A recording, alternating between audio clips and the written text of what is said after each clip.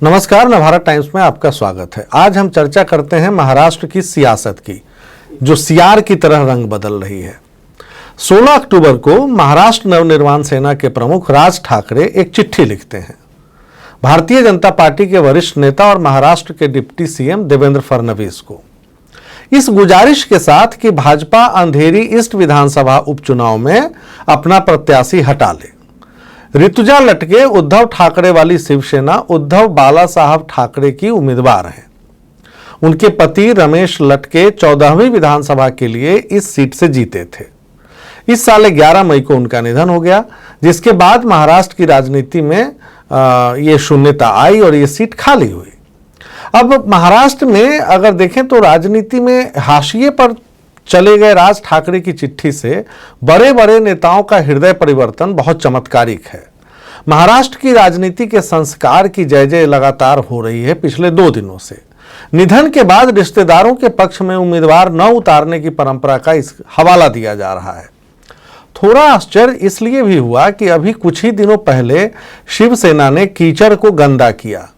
उद्धव ठाकरे और एकनाथ शिंदे का राजनीतिक मल्लयुद्ध दशहरे की शाम तक रंग दिखाता रहा।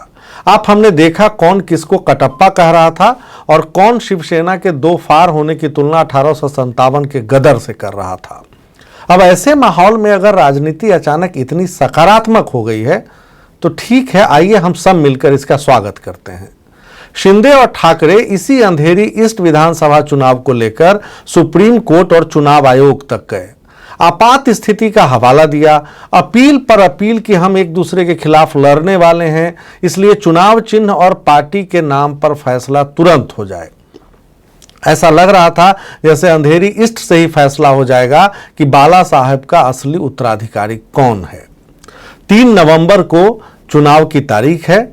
आज यानी 17 अक्टूबर की उम्मीदवारी वापस लेने की आखिरी तारीख थी। आज चुनाव आयोग ने 10 अक्टूबर की शाम तक शिंदे और ठाकरे दोनों दावेदारों के नाम और चुनाव चिन्ह दोनों तय कर दिए थे।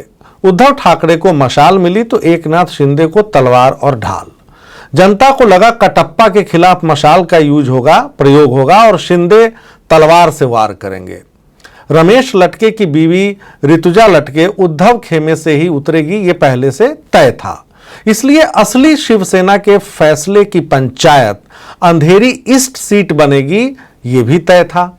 लेकिन चुनाव चिन्ह रूपी हथियार बांटने के तुरंत बाद मुख्यमंत्री एकनाथ शिंदे ने फैसला कर लिया कि उनकी पार्टी शिवसेना बाला साहेब नाची चुनाव नहीं लड़ेगी और वो भाजपा को ही समर्थन देंगे। भाजपा ने मूर्जी पटेल को उम्मीदवार बना लिया। 14 अक्टूबर को गाजे बाजे के साथ पटेल साहब ने पर्चा भी दाखिल कर दिया, यानी 3 दिन पहले। अब आप जानना चाहेंगे कि हैं कौन ये मूर्जी पटेल? तो ये 2019 के विधानसभा चुनाव में इसी सीट से मैदान में थे बतौर निर्दलीय। तब शिवसेना और भाजपा मिलकर चुनाव लड़ी थी, ये हम सबको पता है, 2019 का असेंबली इलेक्शन। लेकिन अंदर खाने माना जाता है कि शिवसेना के रमेश लटके के खिलाफ मूर्जी पटेल को भाजपा का समर्थन मिल रहा था। यह चुनावी नतीजों से भी पता चला।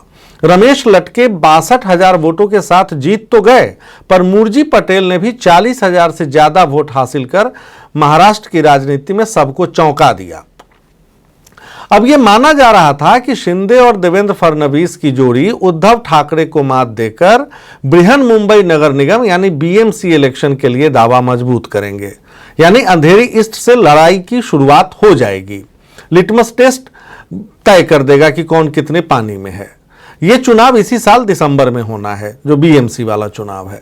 और सब जानते हैं कि बीएमसी में ठाकरे परिवार की तूती बोलती है। एकनाथ शिंदे का कोई किला है तो वो ठाणे है। लेकिन 24 घंटों के भीतर ही इस महामुकाबले की हवा निकल जाती है, ये फुस हो जाता है। अचानक सारे दोस्त और दुश्मन एक जैसी भाषा बोलने लगते हैं। शुरुआत एमएनएस चीफ राज ठाकरे की चिट्ठी से होती है।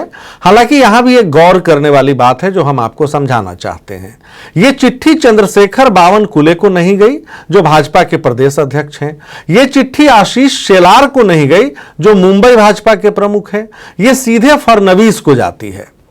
पर मूर्जी की उम्मीदवारी जब वापस ली जाती है तो यह फैसला सुनाते हैं बावनकुले, जो भाजपा के प्रदेश अध्यक्ष हैं। तो इससे साफ है कि महाराष्ट्र बीजेपी में किसकी कितनी चलती है वो भी इस प्रकरण से हमारे सामने आ जाता है, साफ हो जाता है।